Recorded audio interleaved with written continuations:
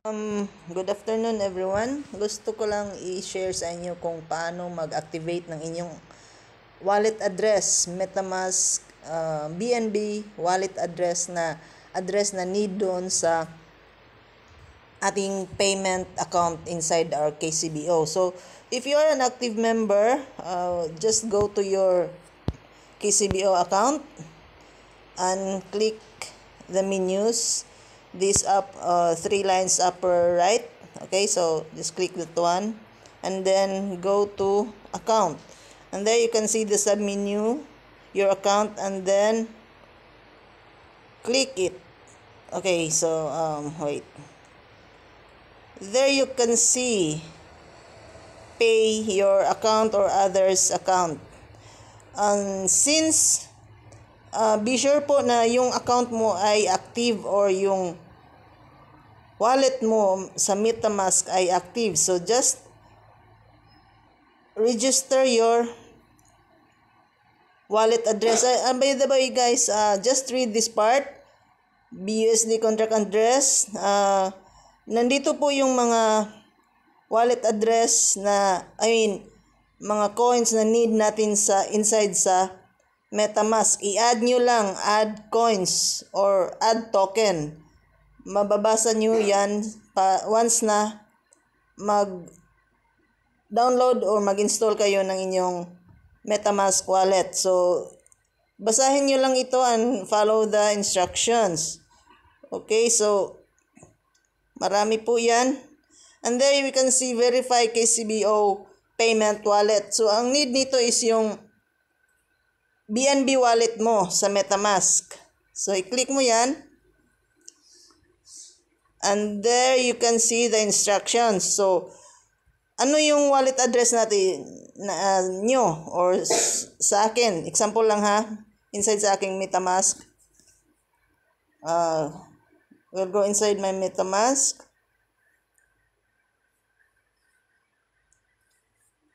And then,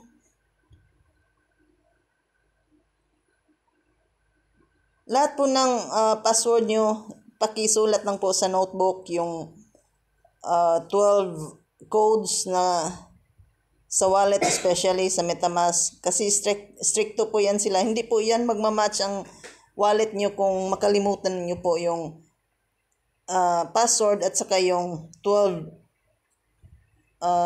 words na kailangan nyo sa inyong MetaMask wallet. So, dito po tayo sa MetaMask.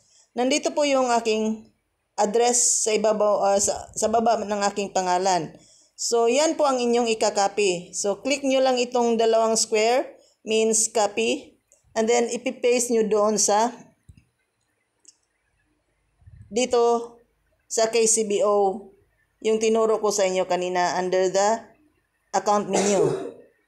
Okay, so example, nandito, ipipaste na natin dito. Long press nyo lang itong wallet address ha, and then click verify. So, after i-click ang verify, wait natin yung verification sa admin.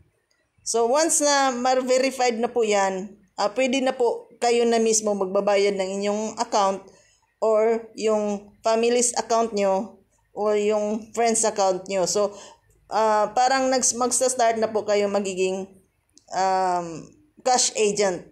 So, better also become an agent. Okay, so how to become an agent? Sige, dire-diretso na to para isahan na. How to become an agent? Click nyo lang sa sub-menu and then agents. Wait. Ito pala. Click nyo lang yung your account again. And there you can see agent registration using MetaMask browser or MetaMask app for Android user. So, if you are using cell phone or Android, just click this Android registration using MetaMask app for Android. Okay, so pag nakita nyo po ito, and since I'm already an agent, just follow the instructions in here and submit the application as agent. So, ang babayaran po ng isang agent ay 1 JOY every registration as agent. So, ang isang JOY sa ngayon ay mga nasa $25. Okay? So, mas maaga maging agent, mas marami pa po kayong matutunan as magiging cash agent soon once na mag-bullish na po ang cryptocurrency by the year 2024. Specifically sa January po ang bullish ng cryptocurrency. Okay, so better be ready guys, and see you on the next vlog. Bye for now.